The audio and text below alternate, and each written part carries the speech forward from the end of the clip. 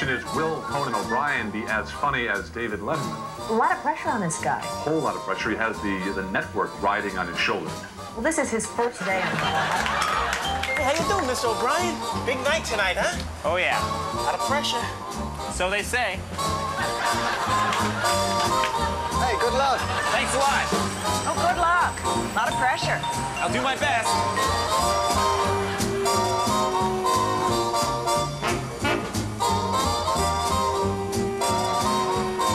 Hey. You better be as good as Letterman. I'll give it a shot.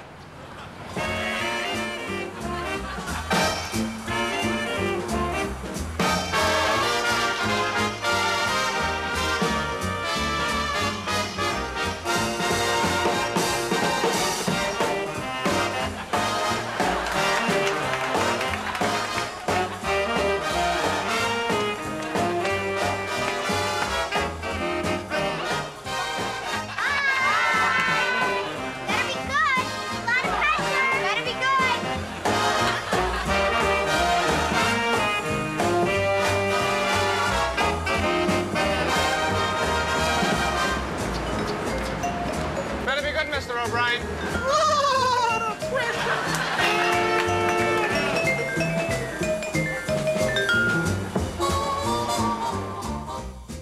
Hey, Conan, Tom Brokaw, I just want to be the first to welcome you to NBC.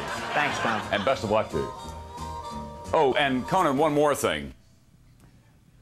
You better be as good as Letterman, or else.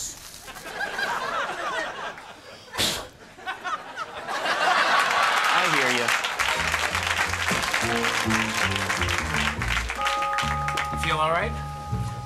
God, I hope you're good. Funny, okay? Ooh, a lot of pressure. See you folks out there.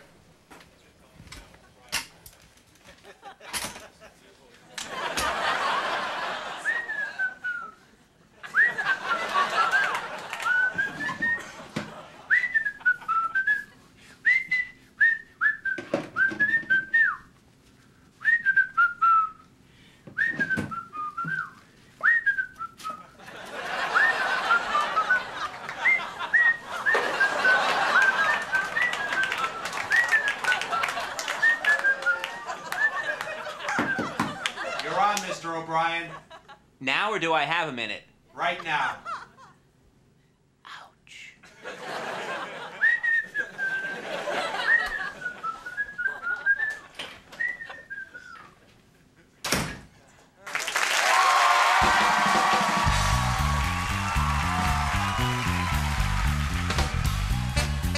From NBC Studios in New York, it's Late Night with Conan O'Brien.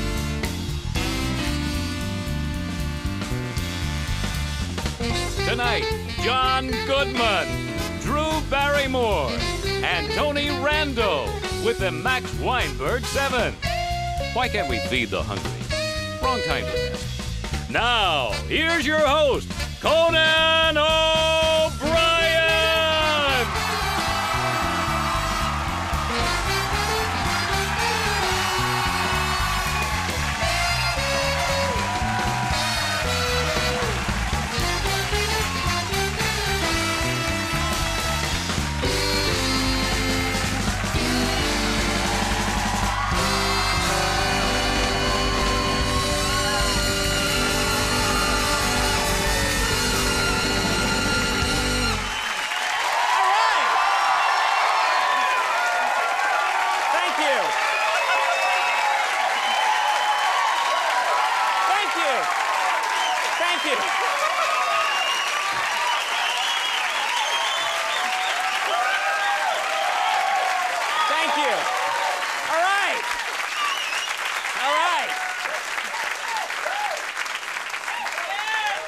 Something's wrong.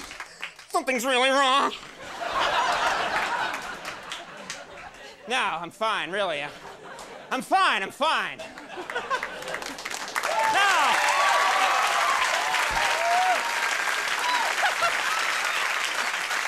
All right.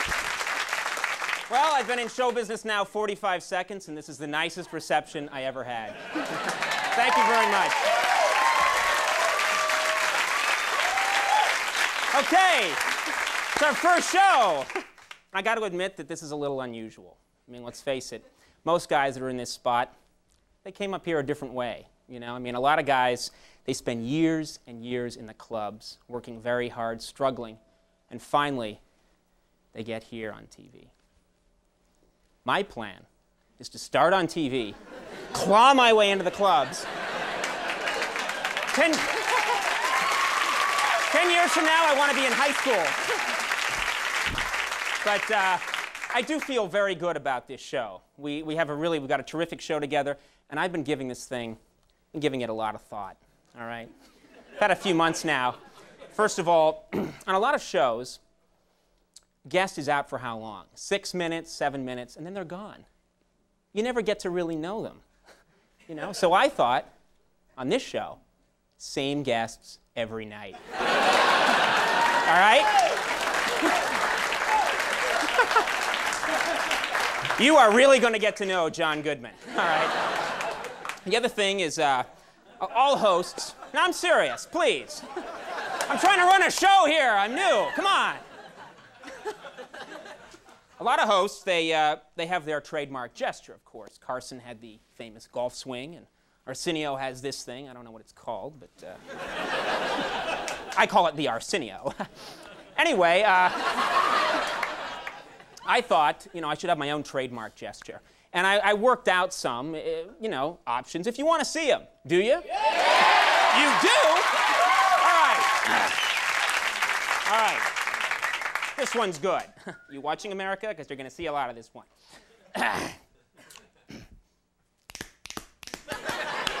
Yeah, yeah, yeah. What do you think, huh? All right. I had one other one, which is actually my favorite, if you want to see it. It goes like this. All right, you'll see it. That's how show business works. I can't bring something up and then not do it. All right, here's the other one. Shh, shh. Hi, America.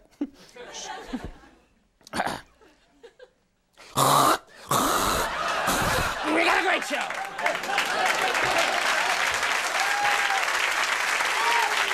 right, I'm working it.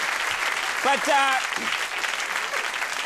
in all sincerity, I am very thrilled to be here. This has long been a dream of mine to do this, and to do it well.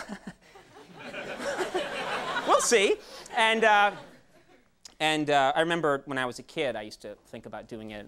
Actually, in high school, I used to say, I remember saying to my friends, you know, if there's any way that I could someday be a talk show host. I'm serious. You people. And, you know, kids are cruel. And I remember they started laughing at me a lot of the time. And they said to me, O'Brien, the day you get your own talk show is the day there's peace in the Middle East.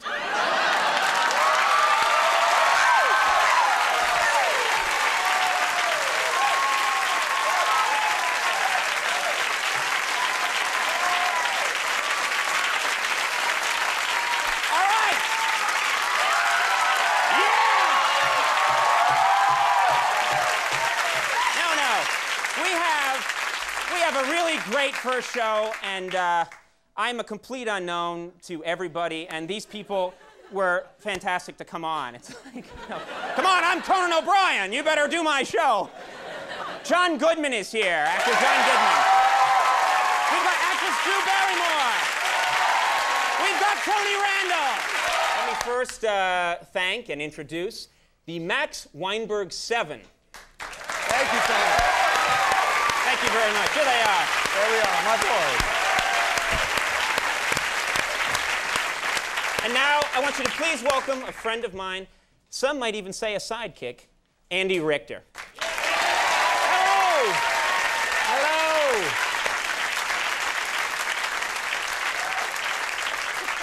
How's it going, Andy? Oh, great! We're on TV! I don't believe it!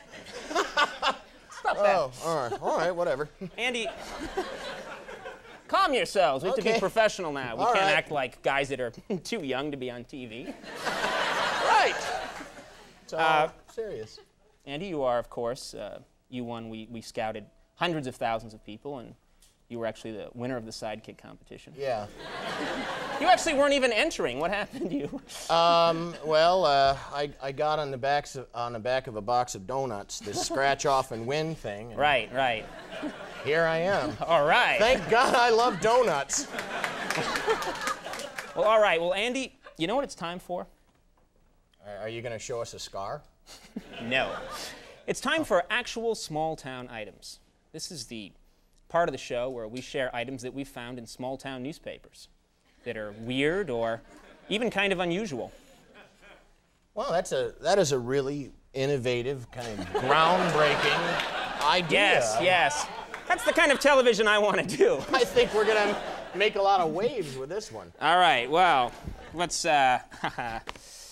get going here, because this is... Okay. You guys ready? Yeah! Ready! All right. This one is from Watertown, New York.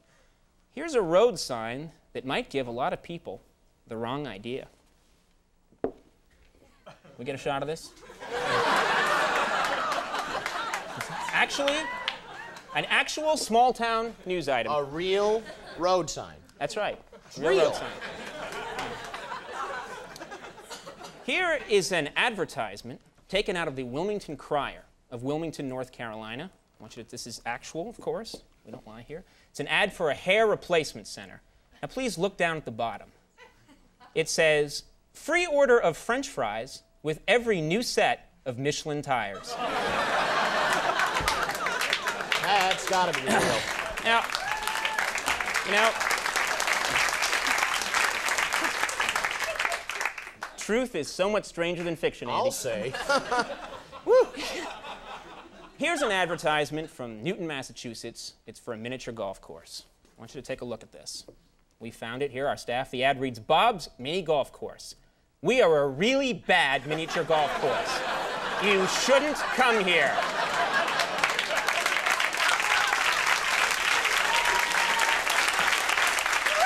Now that is so obviously real, because you could not make that up. Can't make that stuff up. Oh, no. There's no way. Just no way. Here's another ad. This is from the Miners Town, which is in Minerstown, Pennsylvania. And it's for the Morris Funeral Home. And take a look at this. It's unbelievable. It says, we will make the death of your loved one the most frightening and disturbing experience you've ever endured. Wow. You know,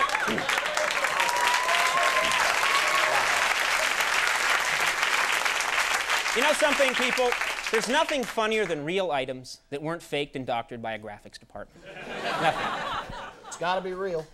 Got to be real, or it's not funny. That's right. All right, now this is an article from the Lexington Daily Mirror of Lexington, Kentucky. I read this. I just can't believe it. Okay, a woman is in critical condition today after being hit by a bus at a downtown intersection. The victim, Mrs. Louise, hit by a bus, was rushed to County Hospital where she was operated on by Dr. Help Louise.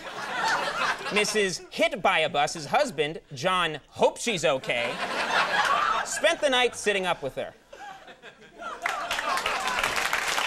Wow. I'm telling you, Andy, it's amazing. That was an amazing segment, and I hope we can do it again soon. I'd love to, as soon as our research team can find another batch. They're not easy to find. Well, they're doing God's work. All right, we will be right back with John Goodman, our very first guest. Andy, as you're well aware, it's time to bring out our very first guest. This is exciting. Yeah, yes, my first guest. It is exciting! It is exciting! I meant that. My first guest is one of America's most beloved actors. You know him from Roseanne, and you can see him in the upcoming Flintstones movie. Please welcome our first guest ever, John Goodman.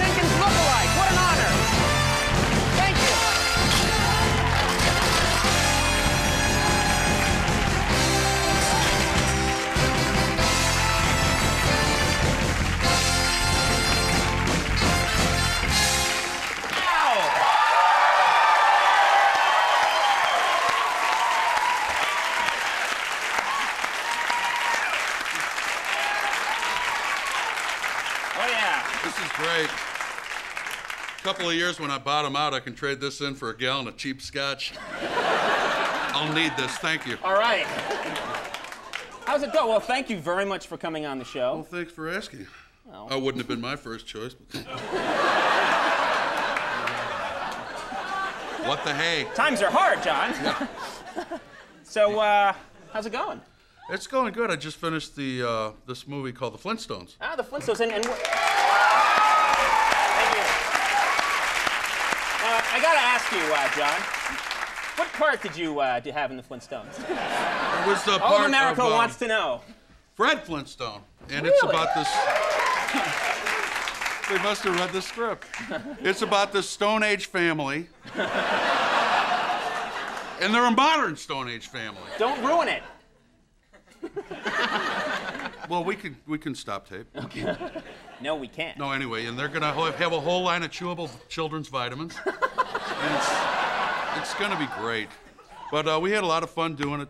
Rick Moranis was Barney. Oh, great. Elizabeth Great. Perkins was Wilma. That would be Fred's wife. Right. And Rosie O'Donnell was Betty, and Elizabeth Taylor was my mother-in-law. Wow, Yeah. all right. Yeah, we got into some real, it was kind of a cross between Who's Afraid of Virginia Woolf and the Honeymooners for a while. I gotta ask you, is the Great Gazoo gonna be in the movie? Oh, that Gazoo. No, not in this one. You do know... Maybe if the public likes it, we'll have to do another one. You do know who the Great Gazoo is, of course. But it's cheap gin, man. Oh, that's the little space guy. Yeah, the space creature, yeah. That some say ruined the series. Not in our movie, pal. All right. Now, I want a little outer space pal on this show, but the network says no. I'm all he gets. Send him to wardrobe. We did. That's supposed to mean I had to buy these myself. So the Flintstones, but you're done with it now? Finished that. I was doing Roseanne and the Flintstones at the same time, so I came down with pneumonia. Excellent. Yeah. Hi. I'm just getting over it, but it was a little rough. You think this is going to have worldwide appeal? This movie? I mean, is the Flintstones I think known? so. We had a bunch of foreign press come over, and it turns out that the Japanese don't know the Flintstones. They've never seen the Flintstones. They have the cartoon over there. So I had to speak to a gentleman from a Japanese talk show who asked me through a translator, and the translator said, why do you find it necessary for a primitive man to wear a necktie? All right. Well, listen, we got to go for a second. We'll have more with John Goodman when we come back. I'm talking with John Goodman. How's it going? What? Oh, right. Yeah. Oh, I'm getting a signal right here. We have to be right back after this special effects technician. So sorry.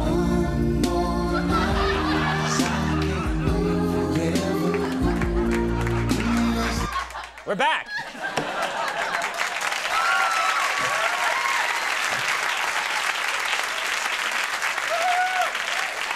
You know, it's hard. I got thrown. There's so much nonsense to get to on this show. Gets difficult sometimes. John, I have to ask you something. Yes, sir. If I may. You have to? Yes, I do. I'm being paid. You were considered one of the sexiest men by a lot of magazines. Sexiest men on TV. It's true.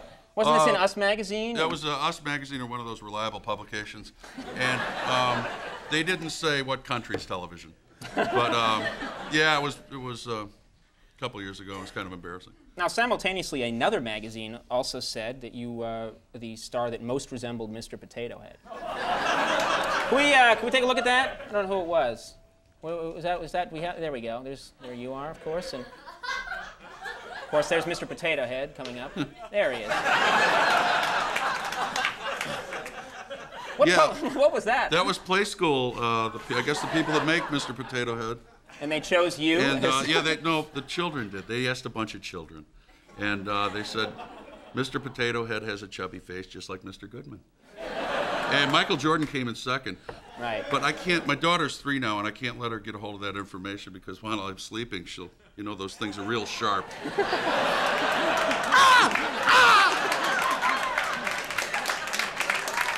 Excellent. No, I just want to be the celebrity that most resembles Raggedy Andy. That's all I want. If I hang in TV for a while. I think it's interesting that Sexy and Mr. Potato Head are somehow, hand in hand. Which explains a lot of confusion I experienced as a child.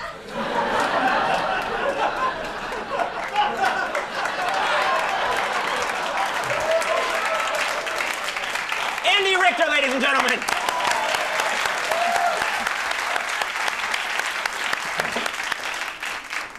So I'll stop interrupting. Yes. We're going to get a plastic shield built here.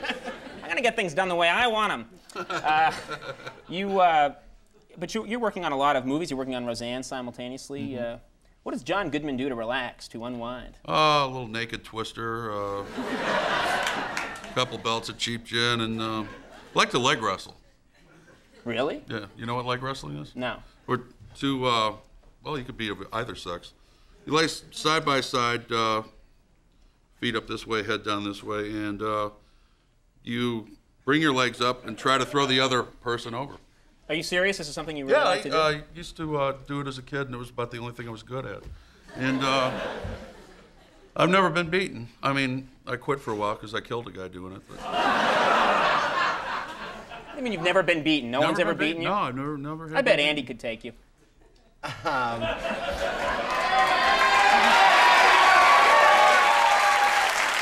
Well,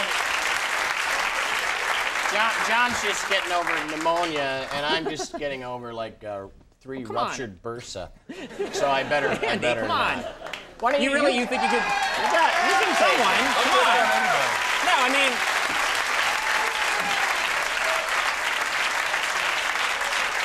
Isn't there somebody here who will leg wrestle John Goodman? Come on, somebody, anybody. I'll do it. What? Okay. I'll do it. All right, hey. All right.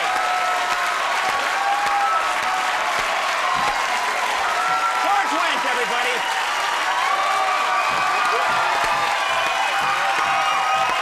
All right.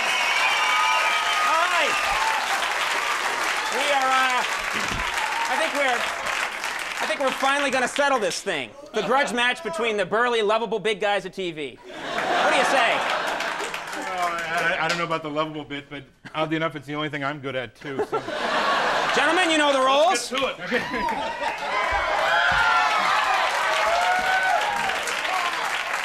All right. I feel like now I should say, "Come on, boss, there's gonna be a fight! There's gonna be a fight!" All right, now, hold it. Come on, everyone, settle down. This is a serious TV show. You know the rules, of course, gentlemen. Hold hands. I will count you off to 3 and then begin leg wrestling. All right? All right, 1, 2, 3, go! Come on, go!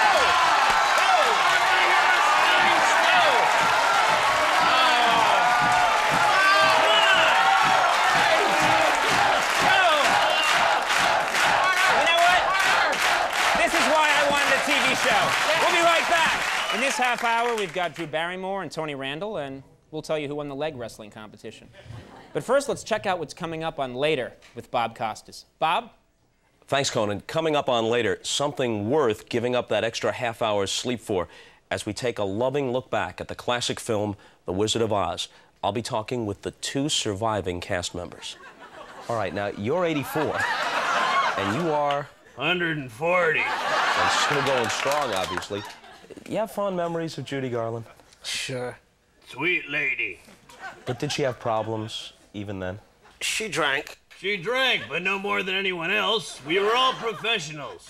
What was it like working with Ray Bolger? Hey, what do you think you're doing? I'm sorry, I'm just, How would you like if someone did that to you? All right, well, okay, fine. Let's change the topic. What about Bert Lahr? Was he really a cowardly guy? I didn't mean anything by it. All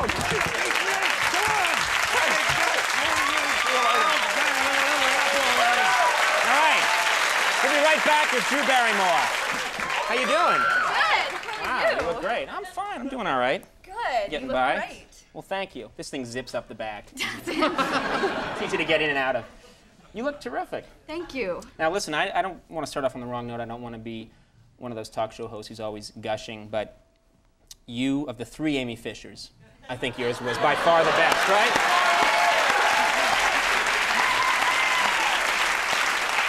Yeah. No, it was very cool. Now, I got to ask you, did you, a lot of actors, when they're preparing for a role like that with a killer or a murderer, they actually go and meet the person in prison. Did you do that? Because I know... Well, let me tell you a little something about Amy.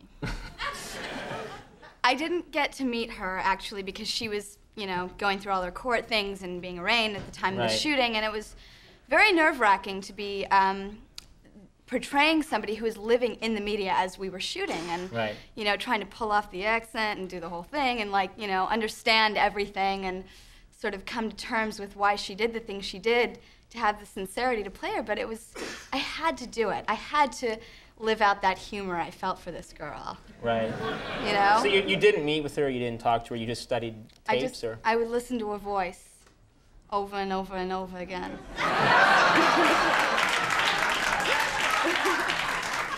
No, all right. Well, it was a very funny portrayal too, which a lot of people wouldn't have gone that way. Oh well, I tried to bring the humor into it, you know. I'm trying too. You understand? Yeah, right. It's not always easy. It isn't. That it isn't. But it was fun. We had a really good time. We had a really good time doing it. I sort of started to go a little crazy after a while being this girl, but the humor was what kept me alive.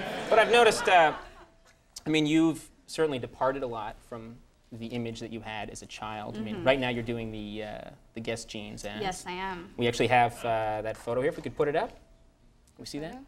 There we go. Ow! Ow! Ow! Ow! Help me out here, Andy. Ow! Ow! Ow! Wow! Wow! Ow! Ow! Drew, I'm sorry, but it's on the cue cards. I have to do as I'm told. We don't lie on this show. Everything's written down for me. I see. The network is so scared. No.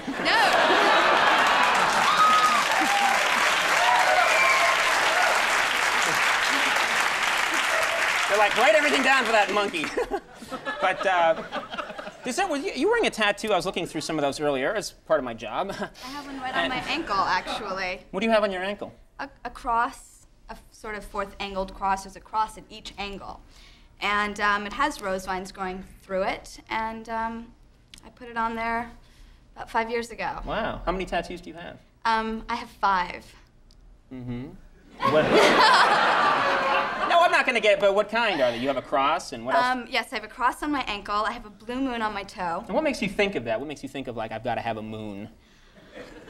Well, what made you think of it? I don't know. I'm just saying. What made you think, okay, I've got to have that? Because it's a pretty permanent decision. Actually, a friend of mine, we were walking past a tattoo shop one day and went, let's get matching tattoos. Mm-hmm. And that's how it happened. Oh, cool. And it's still there. Right. So... You're not those fake kind. I get the fake kind a lot. I have those too. Those are a lot of fun. And then I have cherubs growing. I hope they're not growing. Along the base of my back. All right. Oh yeah. What are you doing now? Right now I flew in from Texas, and I'm living in a town called Brackettville. Believe me, none of you have heard of it, and if you have, I'm sorry. We don't even have a mailman. We have nothing, and but it's great because you're very at one with nature. And this is, what are you filming in Texas? This is Brackettville, Texas. Sounds like a charming place. I forgot to tell you why I was there. I'm there because I'm shooting a Western, a female Western with me and 3 other lovely ladies, Andy McDowell, Mary Stuart Masterson, Madeline Stowe, and I think it's going to be really exciting. Yeah, that sounds neat. Yeah. Is it a problem living in Brackettville, Texas? You're obviously used to all the amenities of... Well, I'm used to a big city and everything, but like I said, I mean, it's beautiful. You know, they gave me this convertible to drive, and, you know, it's very funny looking. They gave you a convertible? Well, the rental company did, and... Just want to get clear. Well, it didn't have like a big bow. It didn't have a big bow on it or anything. Oh, okay. This is what you get while you're here, and, you know, I sort of cruise on the open roads, and it's amazingly beautiful, and I'd like to live out in the country someday, so... There's nothing you miss about... 7-Eleven. I miss the 7-Elevens. All right. Don't we all? Don't we all? All right, well, we're going to have to go. Thanks very much for coming on my first show. Thank you for having me. It was a real honor. Thank you. And we will be right back with Tony Randall. I just wanted to say before anything else that it's a real honor to be on your first show. Well, thank you very much. It's nice of you to say. Thank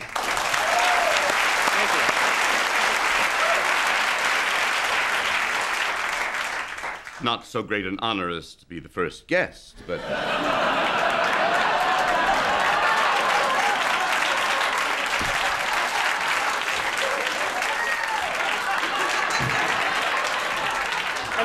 I'm sure John will let you wear the medal if for 5 or 10 minutes. Still, I thought I ought to dress for it.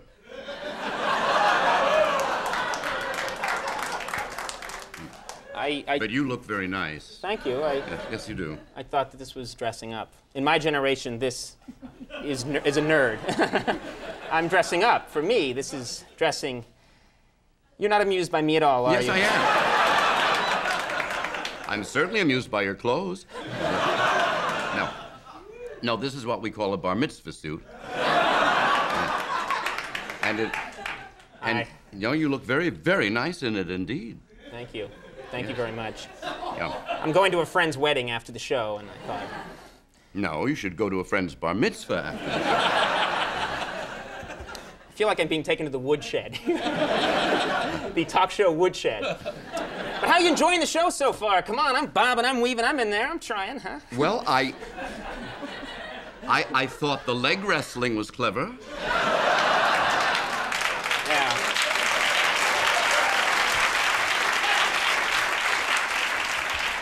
I just said to myself, as I'm sure everybody in America did, if I had a talk show, that's what I'd put on all right. It amuses me. That's all you have to do. That's all I have to do. No, that's the highest form of art. When you pander to your audience, that's no good. Well, a little pandering is No, good. no, not even a little. You must stick by your conscience, artistic conscience, such as it is, and do what amuses you. So the leg wrestling's good. I'd keep it in. I'd have it every night. Yeah. And then you could have every sort of variation on it. Mm-hmm. Nude leg wrestling. Sure. Yes. Yeah. Write it down. Yeah. Oh, fool. Nude. There you Yeah. go. Can't get anything past me. How do you like the set? I like it. I like Could it be an awful- tidier, right? No, no.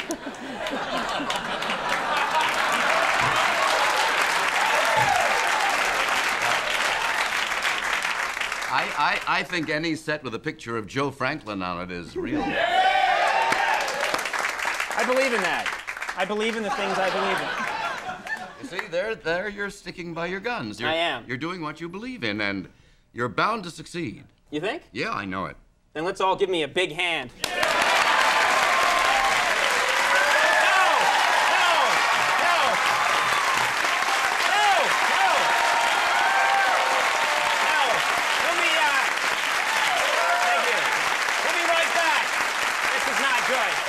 Well,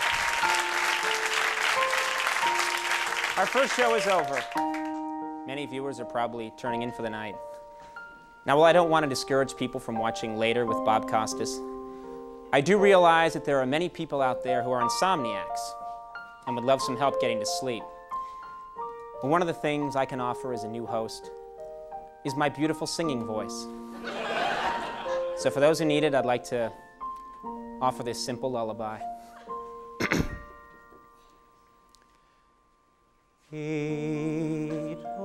Edelweiss, Edelweiss, every morning you greet me, small and white, clean and bright. You look happy, neatly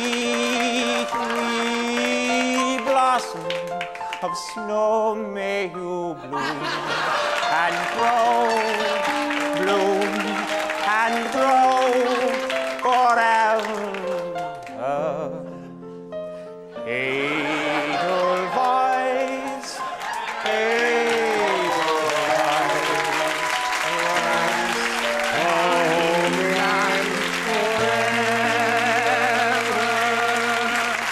blossom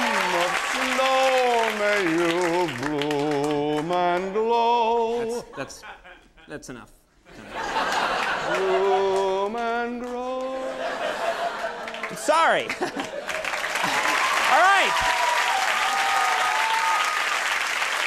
That's all we got tonight. I want to thank my guests, Tony Randall, Drew Barrymore, John Goodman, and his nemesis, George Wendt.